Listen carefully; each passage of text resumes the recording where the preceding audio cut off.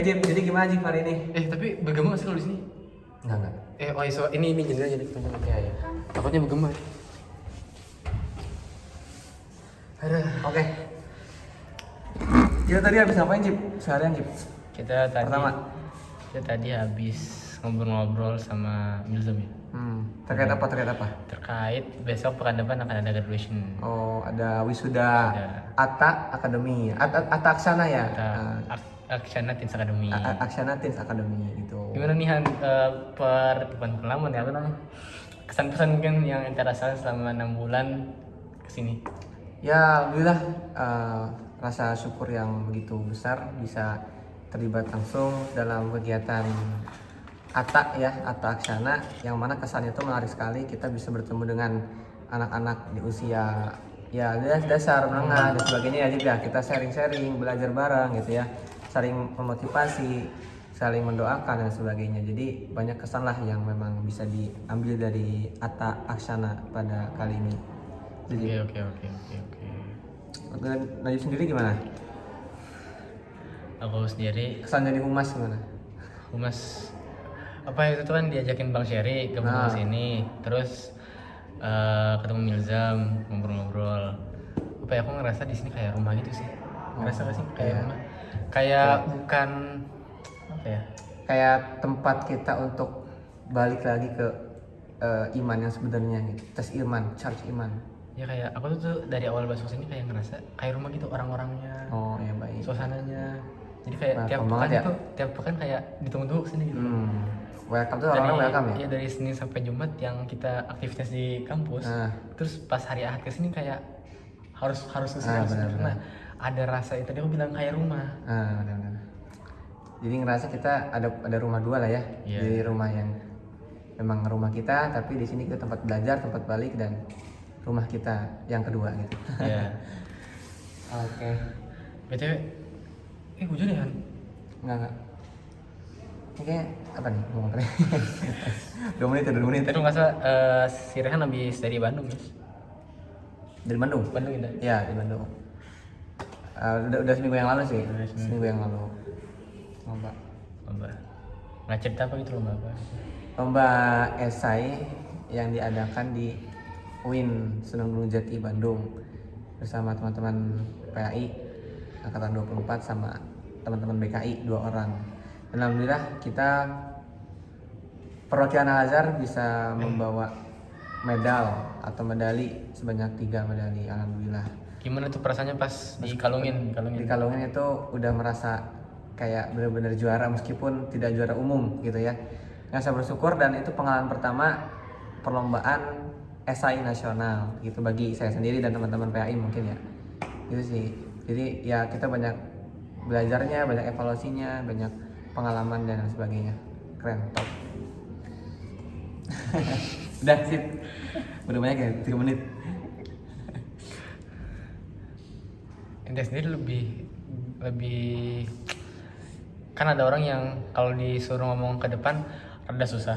Aku termasuk orang yang kalau diajak ngomong ke depan itu mesti butuh persiapan lama gitu. Dan kadang kalau ngomong di depan juga udah persiapan lama, kadang masih suka belibet dan kadang suka kayak deg-degan gitu. Ente kalau disuruh ngomong ke depan bagaimana tuh? Tetap ngerasa kayak gitu atau karena udah sering ngomong di depan jadi ya udahlah lancar juga? Oke. Pertama-tama sama, kita ngerasa gugup, ngerasa takut gitu ya, canggung untuk berbicara depan umum karena ya belum terbiasa gitu. Tapi dengan seiring berjalannya waktu, aneh bisa menghadapi masa-masa itu dan menjawab masa-masa tersebut gitu ya. Jadi aneh tampilnya lebih pede lagi sekarang gitu ya. Jadi bahkan dalam suatu saat aneh nganggap bahwasanya kita berbicara tapi nggak ada audiensnya gitu, atau kita berbicara tapi audiensnya tuh orang tua kita yang lebih kenal atau teman-teman kita yang dekat, jadi kita udah biasa ngobrol. Jadi intinya pengalaman sih sebenarnya kalau memang jam terbang ya. Jam terbang untuk aku juga denger ceritanya, ceritanya aku ngeliat Rehan tuh dari awal ketemu di Mika di Al-Azhar ya kalau nggak salah, kita nonton seminar. Terus aku ngasih tahu ada komunitas Mika itu dari awal Rehan yang aku lihat bisa-bisa aja sampai sekarang dia diundang-undang dari seminar seminar terus jadi host di acara kemarin ya yang mana? Haji. Oh itu MC ya. Udah jadi host kondang ya. MC kondang ya. Siapa yang ini Kajib? ya alhamdulillah ya apa namanya ya sering ikut ada kesempatan diambil jadi kita melatih buat berbicara, semakin kita banyak berbicara semakin kita pede untuk berbicara di depan umum itu sih. Oke. Ente sendiri sebelum tampil kan pasti kita butuh latihan gitu ya. Kalau tips ente sendiri nih biar kalau latihan pas maju biar nggak grogi gitu. Kita kan kayak aku tadi udah latihan, Ya. itu pas maju tetap kadang suka ngeblank gitu. Ente sendiri biar ngatasi blank itu kadang-kadang gimana tuh? Oke, biasanya sih aneh sendiri ada waktu yang mana aneh bisa lebih tenang, rileks gitu ya, dengan mengusap dada atau kita kalau dalam Islam mungkin kita baca surat Al-Insyirah, oke. gitu ya, baca Rabbi Sholli Sodri wa Yassir Amri gitu ya.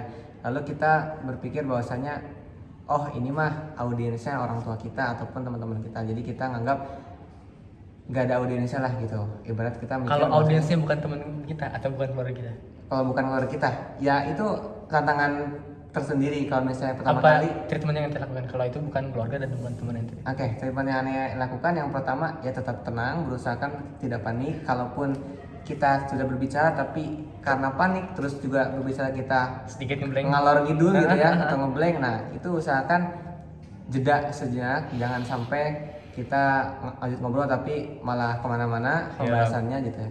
Intinya kita tenang, rileks, jeda. Kalau misalnya memang masih bingung ngeblank, kita tenang dulu, pikirin. Lalu kalau ada satu kata ataupun ibaratnya satu kalimat, udah bisa kita sambungin lagi ke pembahasan yang memang kita lagi bahas gitu. Itu sih paling. Intinya tenang dulu, kuncinya tenang. Kuncinya tenang ya.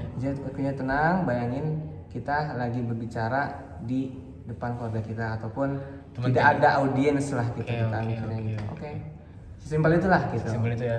Kalau ngomong sebenarnya simpel sih sebenarnya. Ya sebenarnya sih, cuman kalau pertama kali memang Ada, wajar, iya, wajar. benar. Tapi kalau sering jam terbangnya banyak, sering kita ngobrol pasti insya Allah kedepannya bisa lancar lah berbicaranya. Kalau boleh tahu kira-kira ente tuh emang orangnya suka ngomong di depan ya? Pertama kali sih aneh nggak begitu hebat, bukan hebat ya, nggak begitu suka. bisa, nggak begitu suka juga terkait public speaking gitu Apa ya. karena dulu untuk didorong? gagasan. Udah, Nah, pertama kali memang aneh tuh lebih condong ke olahraga. Olahraga betul apa? Olahraga voli, basket, tanpa adanya olahan-olahan otak untuk berbicara gitu ya. Ibaratnya kayak kognitif aneh tuh benar-benar nggak kepakai gitu. Oke, Cara oke. public speaking juga nggak kepakai. Nah, seiring berjalan Jadi waktu dulu aneh SMP sampai SMA ente lebih suka olahraga. olahraga. Nah, di SMA inilah waktu pertama kali aneh nemu titik yang dimana aneh bisa Ada rasa suka sama berbicara. Iya, berbicara, suka Itu momennya apa tuh? Mikir, Masuk momen. organisasi kah atau? organisasi Rohis, masuk pertama kali di Rohis Al Fajar di SMAN 1 Tajuralang. Oke, Nah, oke, di situ aneh dilatih buat jadi MC, jadi ketua pelaksana gitu ya. Yang mana kita harus melatih public speaking Oke, dengan oke. benar gitu ya, menyampaikan dan juga mengarahkan gitu.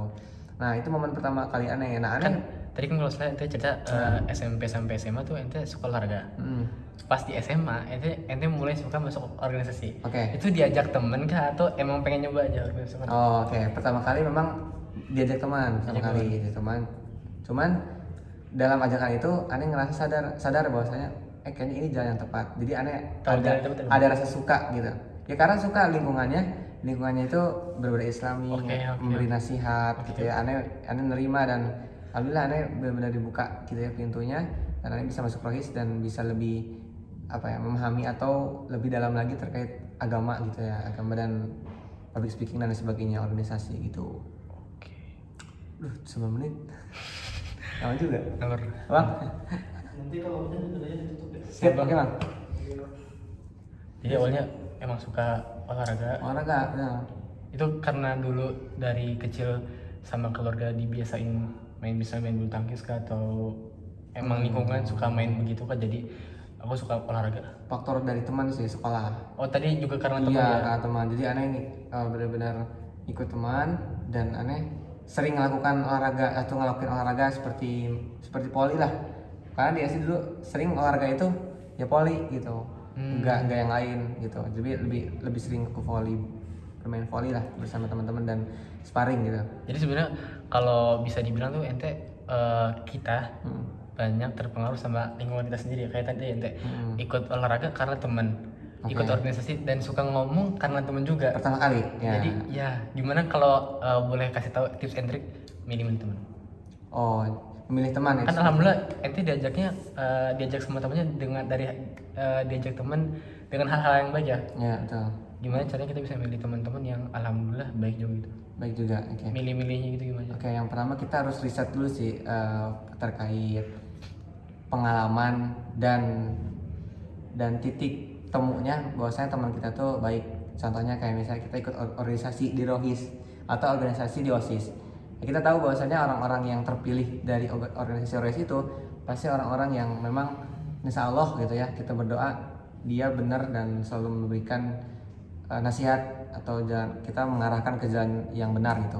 Nah itu sih paling kita ketika gabung organisasi pasti kita tahu nih organisasi Rohis pasti di situ di dalamnya ada teman-teman yang memang sering mengajak kebaikan gitu ya, beramal soleh dan lain sebagainya. Jadi aneh ngerasa bahwasanya oh itu mungkin teman yang memang Allah pertemukan. Tapi kalau boleh tahu nih sedikit motong ya Han. Dari SMP dari SD nih SMP terus sekarang kuliah. Ente cara bergaulnya gimana sih? Berteman sama semuanya kah atau cara bergaul itu gimana sih? Oke. Kayak cara bergaul awalnya memang lebih ini sih terbatas sih sebenarnya.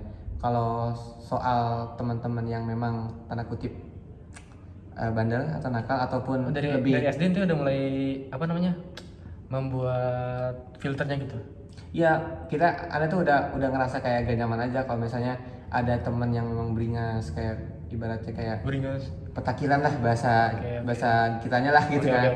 Bahasa kita petakilan dan memang sulit diatur atau sering nongkrong ngopi ngerokok dan sebagainya. Nah itu di situ mulai ada ngerasa rasa keresahan sih bagi Tapi aneh. ada rasa pengen juga nggak? Misalnya tadi kayak teman ngerokok. Enggak sama sekali karena aneh ingat pesan-pesan orang tua sih dari SD nggak pernah nggak pernah ada rasa kayak pengen nyoba teman juga nggak pernah bener nih beneran wah beneran nggak pernah.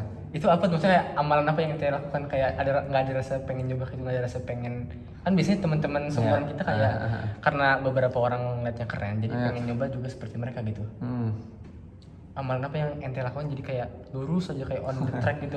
Nah itu pertama kali ya memang kita berdoa ke Allah bahwasanya kita diberikan istiqomah, mudah-mudahan Allah memberikan keistiqomahan untuk kita semua gitu ya, untuk Anda dan sebagainya dan teman-teman lainnya. Tapi faktor yang paling utama dalam kehidupan itu ada dorongan dari orang tua sih. Orang tua berpesan bahwasanya jangan ikutin pergaulan-pergaulan yang memang tidak seharusnya dijalankan gitu ya. Misalnya terkait rokok tadi gitu ya, yang mana ngerokok itu kan sebenarnya Anda juga jujur punya penyakit paru gitu ya, flek dan sebagainya dahulu nih lagi kecil. Nah, makanya Anda ingat pesan orang tua, jangan pernah sekali-kali nyoba untuk merokok karena kamu punya penyakit dari paru-paru. Jadi di situ udah Anda ngerasa oh nggak boleh, Anda nggak mau ngecewain orang tua nih, nggak mau ngecewain, nggak mau ngerepotin lagi terkait kesehatan dan sebagainya gitu ya ke orang tua. Nah makanya Anda ingatnya ke situ gitu. Tapi alhamdulillah makin kesini Ane udah merasa sehat dan alhamdulillah penyakit itu hilang. Oke, terus kayak misalnya kan tadi kan pesan orang tua bukan hanya tentang ngerokok ya, pasti banyak pesan-pesan orang tua. Iya betul. Terus misalnya kalau ente nggak ngelakuin A, B, C, ente inget nih pesan orang tua. Ani sendiri kadang masih suka ngelakuin ini dan itu walaupun pesan orang tua jangan ngelakuin ini dan itu gitu kan. Ente sendiri gimana caranya ngaplikasiin di kehidupan sehari-hari? Kalau cuma ngomong pesan orang tua kayaknya gampang nih ya. Dan namanya manusia kan pasti tidak luput dari kesalahan ya. Kita pasti ada suatu saat kita di jalan yang memang salah gitu ya. Tapi tidak seharusnya kita di jalan yang salah, tapi kita harus benar-benar kembali lagi bertobat kepada Allah ketika kita merasa salah gitu ya. Ada pernah juga ngerasa salah dan memang mengabaikan pesan-pesan orang tua, tapi di situ Anda mulai tersadar dan tidak melakukan yang lebih lagi ya, tidak melanjutkan lagi gitu ya, karena Anda sadar bahwasanya ada pesan-pesan orang tua yang memang disampaikan ke Anda gitu terkait misalnya kayak pergaulan sebagainya, misalnya pergaulan lawan jenis itu hati-hati bahaya gitu ya. Ada masanya ya kita kayak ngerasa hawa nafsu kita tuh menggebu-gebu gitu, hawa nafsu kayak misalnya pengen deket sama perempuan atau sebagainya gitu ya, pacaran dan sebagainya. Tapi Anda sadar bahwasanya orang tua tuh berpesan jangan sampai ngecewain orang tua, karena kan kita tahu bahwasanya terkait perbuatan yang tadi bergaul dengan lawan jenis kan memang itu pengaruhnya luar biasa kalau kita tidak bisa menahan hawa nafsu gitu ya. Dan auzubillah kan banyak kan kejadian sekarang kan yang ngambil di luar nikah, terus ya ibaratnya kayak hubungan yang memang belum dijalankan setelah nikah gitu. Oke. Gitu. Iya. Ya gitu. Bos Bridget ngomong banget. Ente ngangkatnya gimana? Iya, ntar dipotong. Apa lagi? Ente tuh macam aneh gitu. Iya. Oh, ya udah bagus deh nggak apa. Ente kan psikologi banget. Apa tadi? Apa lagi? Tapi ente sebenarnya ngerasa nggak sih kalau aku tuh ngerasa ngomong sama orang pintar ini bentar. Aku tuh ngerasa kadang ngomong sama orang pintar, kadang kayak ngerasa susah memahami bener-bener gitu. Iya. Jadi kadang tuh orang pintar karena banyak yang mau diomongin ya. Jadi kadang muter dulu gitu. Muter dulu. Kadang ngerasanya. Nah, aku tuh kadang ngomong sama ente nih ya. Atau Milzam nih. Kayak Milzam. Ngomongnya tuh kadang kayak hitoba dulu. Ya nggak sih, kayak potong dulu gitu. Iya. Ente ngerasa gitu sih kalau ngomong sama orang pintar? Ya itu sebenarnya terkait public speaking kan mungkin ada ciri khasnya masing-masing gitu kan setiap orang.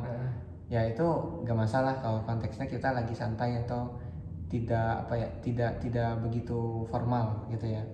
Bahkan menurut aneh sih kayak gitu sih gak apa-apa, cuman asal jangan terlalu bertele-tele sih sebenarnya. Intinya langsung masuk ke poin apa yang memang harus dibahas. Itu boleh, perlu, cuman tidak perlu panjang-panjang agar poin yang kita bahas itu bisa terbahas dengan segera gitu, dengan clear.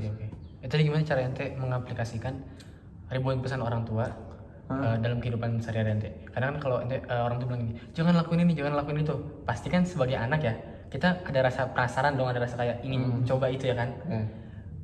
Pasti ada rasa ingin mencoba, ingin menggebu-gebu gitu kan perasaannya. Ente gimana cara mengontrol kali ya perasaan-perasaan itu agar tetap on the track? Aku lihat ente bener-bener on the track banget nih. Dari pertama kita ketemu ya di seminar sampai sekarang bener-bener keren banget ente. Keren. Ya itu sebenarnya ya kita balik lagi ya, bahwasanya kita berdoa kepada Allah, sebenarnya Allah yang memang memberikan jalan kepada kita. Bentar, sambil ngomong. Gitu ya, yang bahwasanya Allah memberikan kepada kita begitu nikmat gitu ya, begitu nikmat anugerah iman Islam gitu ya. Jadi bahwasanya kita merasa diawasi Allah gitu. Setiap kapanpun kita hidup, kapanpun kita melangkah itu selalu diawasi Allah. Jadi aneh sih selalu ingat ya bahwasanya yang diingat pertama kali itu terkait bukan kerusakan bahasanya, azab ya. Azab atau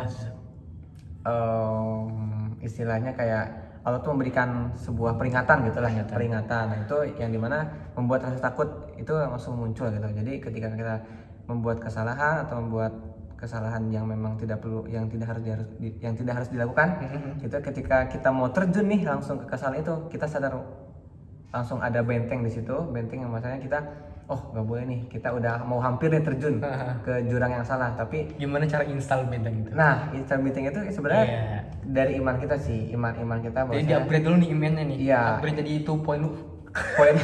Poin of view-nya iman dulu sih sebenarnya. Iman itu benar-benar kokoh ya. Iman itu kan yakin dari dalam hati, lakukan dengan lisan, perbuatan, diucapkan, diimani oleh hati, diamini oleh hati, dan tulisan diaplikasikan oleh perbuatan. Nah, itu kan memang kita yakin bahwasanya Allah ini ada mantau kita gitu ya. Nah, yang pertama kali yang harus di-upgrade itu ya terkait iman kita, takwa kita pada Allah. Maksudnya kita beribadah, sholat itu untuk apa gitu ya, tujuannya apa? Faktor why-nya gitu. Itu sih yang pertama kali. Jadi kalau kita udah membentuk iman kita, takwa kita, pasti ketika kita terjun ke jurang yang salah, kita sadar bahwasanya langsung ada benteng di situ lah, penghalang gitu. Bahwasanya kita nggak boleh terjun ke situ. Itu sih paling keren aja. Tapi ya kita saling mendoakan, saling terus ada circle pertemanan yang baik lah. Jadi ngaruh juga kalau kita bersirkel ke teman-teman yang baik gitu, teman-teman yang positif. Ngerti nggak? Asik. Emang banget sih 2 menit, ente mau motong gimana gitu? Ente nggak ada merayain anak? Oh, Najib. Ente sendiri enggak ada. Satu sebelum ente ngomong ya. Satu. Kita kan ketemu pas lagi itu di Al Azhar, pas mau masuk tahun 2024 ya. first impression ente kan apa?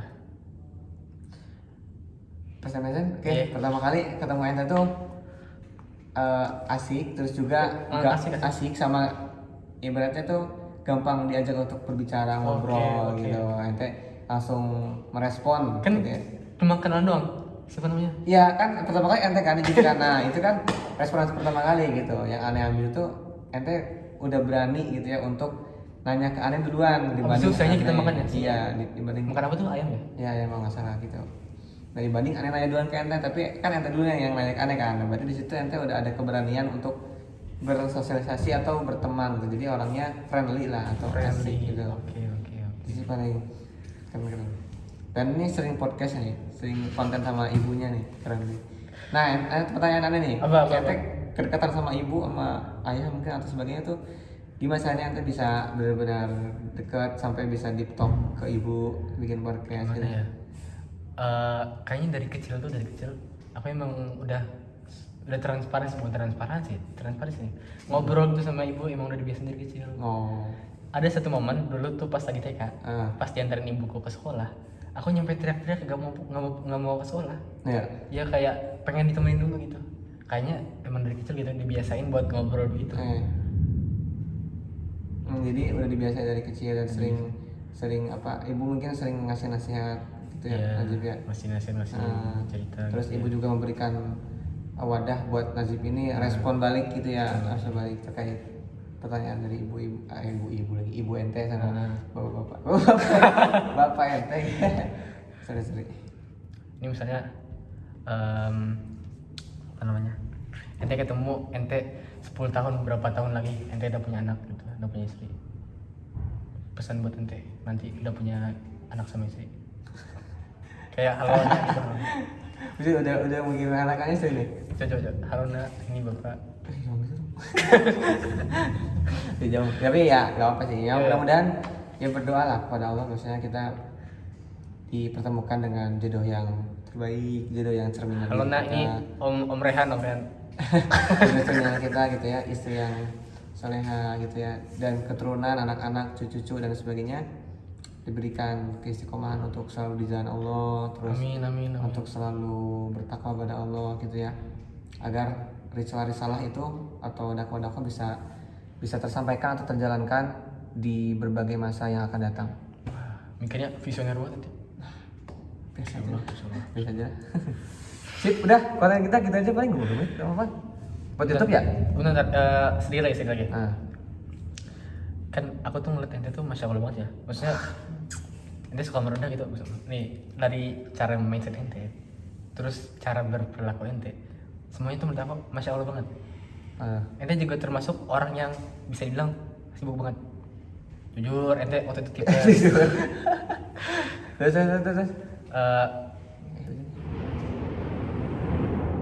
Di lingkungan keluarga, orang tua tuh ngedidik ente gimana sih caranya? Ngerikan ya? Ngedidik ente. Selain pesan-pesan yang selalu digembor-gembor sama orang tua ente dari kecil tuh dibiasakan apa sih? Nyampe ente sekarang jadi kayak begini. Kayak mungkin itu sebenarnya secara sadar dan tidak sadar sebenarnya. Oke. Gitu ya. Secara sadar itu ya aneh sebenarnya dari kecil tuh kampung sih, orang tua di Jakarta. Oh, dulu sempat ngerantau. Sebelum ngerantau jadi mungkin ibaratnya kayak orang tuanya kan kerja gitu kan, kerja terus tapi takutnya nggak ngurus, makanya aneh sama adik-adik tuh di kampung diurus sama nenek, kakek, uak gitu kan, ada di sana banyak keluarga. Jadi nilainya dapat dari situ tuh. Ya, jadi kemandiriannya mungkin dapat dari situ ya, terkait itu.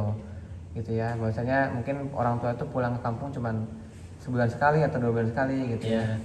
Dan gak sering ketemu lah pada waktu itu. Dan sampai saat ini 2018 aneh baru kumpul tuh sama ibu ayah aneh gitu. Aku baru tahu bener, gitu. Iya, beneran. Dari kampung aneh.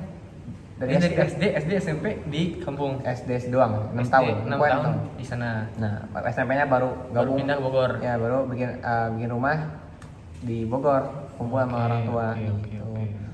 Jadi orang tua yang ya banyaklah pesan-pesan atau nasihat-nasihat dari orang tua, dari nenek, kakek gitu ya. Jadi alhamdulillah bisa ibaratnya diresapi lah nilai-nilai itu, dan kita berdoa ya mudah-mudahan istiqomah terus sampai akhir hayat Amin, amin, Amin, amin. amin. 1-2 kata penutup dah buat ente. Buat ente. Penutupnya tentang apa nih penutupnya? Apa aja?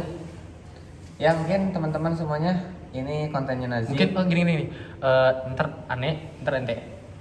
Kita gantian.